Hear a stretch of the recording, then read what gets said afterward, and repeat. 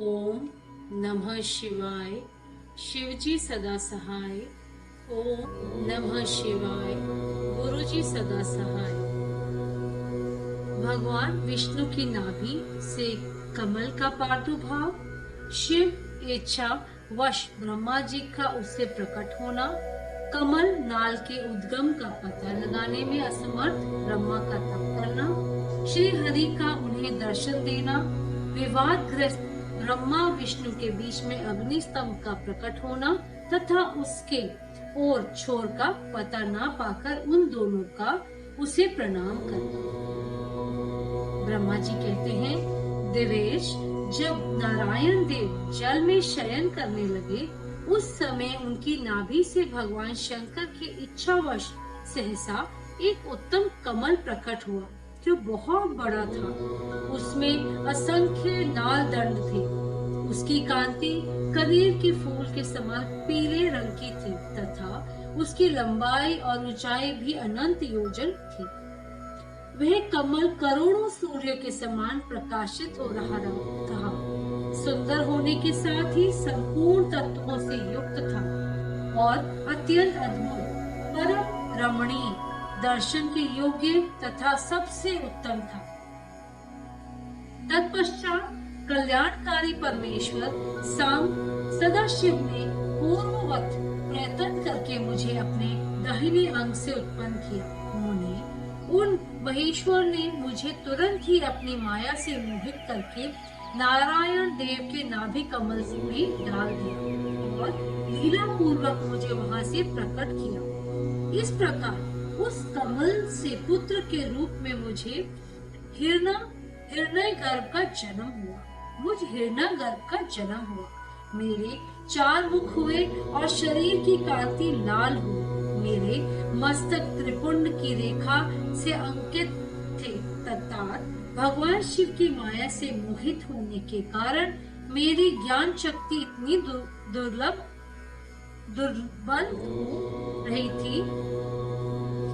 दुर्बल हो रही थी कि मैंने उस कमल के सिवा दूसरा किसी को अपने शरीर का जनक या पिता नहीं जाना। मैं कौन हूँ, कहाँ से आया हूँ, मेरा कार्य क्या है, मैं किसका पुत्र होकर उत्पन्न हुआ हूँ और किसने इस समय मेरा निर्माण किया है। इस प्रकार संयश में पड़े हुए मेरे मन में यह विचार उत्पन्न हुआ, मैं किस लिए मोह में पड़ा हुआ हूँ। जिसने मुझे उत्पन्न किया है उसका पता लगाना तो बहुत सरल है। इस कमल पुष्प का जो पत्र युक्त नाम है उसका उद्गम स्थान इस जल के भीतर नीचे की ओर है। जिसने मुझे उत्पन्न किया है वह पुरुष ही नहीं वही होगा, इसमें संशय नहीं है। ऐसा निश्चय करके मैंने अपने को कमल से नीचे उतारा। मुने, मैं उस कमल की एक एक नाल में गया और सैकड़ों वर्षों तक वहां भ्रमण करता रहा, किंतु कहीं भी उस कमल के उद्गम का उत्तम स्थान मुझे नहीं मिला। तब पुनः संयश में पड़कर मैं उस कमल पुष्प पर जाने को उत्सुक हुआ और नाल के मार्ग से उस कमल पर चढ़ने लगा। इस तरह बहुत ऊपर जाने पर भी मैं उस कमल के कोश को न पा सका। उस दशा में मैं और भी मोहित हो उठा। मुझे उस समय भगवान शिव की इच्छा से परम मंगलमयी उत्तम आकाशवाणी प्रकट हुई जो मेरे मोह का विध्वंस करने वाली थी।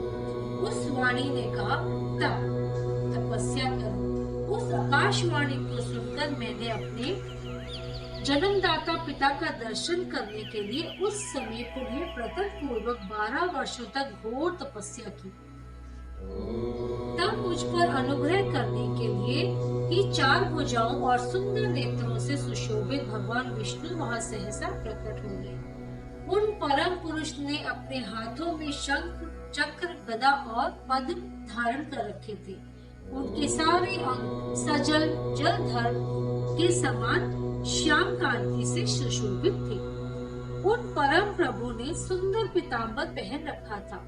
उनके मस्तक आदि अंगों में मुकुट आदि महामूल्यवान आभूषण शोभा पाते थे। उनका मुखारविंद प्रसन्नता से खिला हुआ था। मैं उनकी छवि पर मोहित हो रहा था। वे मुझे करोड़ों कामदेवों के समान मनोहर दिखाई दी। उनका वह अत्यंत सुंदर रूप देखकर मुझे बड़ा आश्चर्य हुआ। वे सांवली और सुनहरी आभा से उद्भासित हो रहे थे। उस समय उन सत्व स्वरूप सर्वात्मा चार भुजा धारण करने वाले महाभाव नारायण देव को वहां उस रूप में अपने साथ देखकर मुझे बड़ा हर्ष हुआ।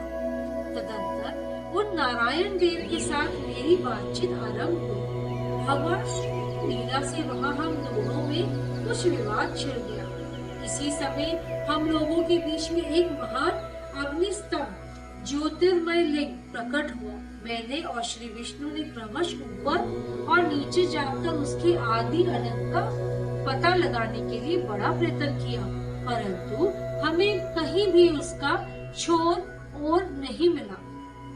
मैं थककर ऊपर से नीचे लौट आया और भगवान विष्णु भी उसी तरह नीचे से ऊपर आकर मुझसे मिले।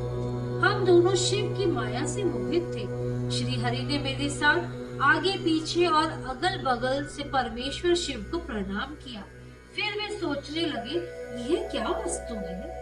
इसके स्वरूप का निर्देश नहीं किया जा सकता, क्योंकि ना तो इसका कोई नाम है और ना कर्म ही है। लिंग रहित तत्व ही यहाँ लिंग भाव को प्राप्त हो गया है। ध्यान मार्ग में भी इसके स्वरूप का कुछ पता नहीं चलता।